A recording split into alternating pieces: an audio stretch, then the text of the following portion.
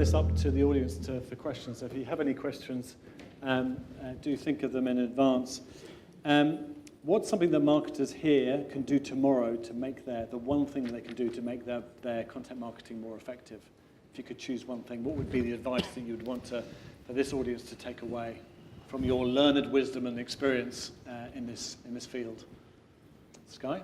I'd say if it's possible, and one thing that has helped our content marketing become more successful is if you can put it in the hands of your employees, do it. Okay. Whether it be contributing to your social media program or writing blog posts for you, or even from our perspective, we have a content distribution tool that allows our employees to post our content to LinkedIn and Twitter, and it just amplifies the message and really gets the content out there. So I'd say if you can get it just out of the marketing and PR department and everyone in the organisation on board, that's a great start. So recruit brand champions internally. Definitely. Yeah, okay.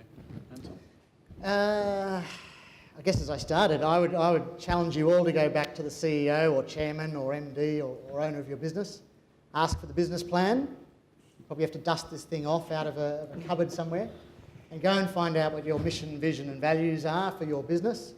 So where is the direction of your business going? And then start to develop a content marketing strategy or a framework or an approach that maps to that business vision and plan. Because otherwise it's just short-term tactical stuff, and we've all seen stuff. So work out the strategy for your brand, first of all. Work out the business or brand strategy, and then actually have a business grounding that you can start to develop a content marketing strategy around, or a story around. Todd? I think, well, I'll tell you a couple of things. I think one easy place to start having conversations internally and building identifying who else can, fires their synapses around this sort of stuff is really focusing around the customer. So thinking about who's already talking to the customer. You've got salespeople in the organisation. You might even social media teams who are listening at conversations, customer service people, anyone who's touched, engages and connects, no matter how senior or junior they may be.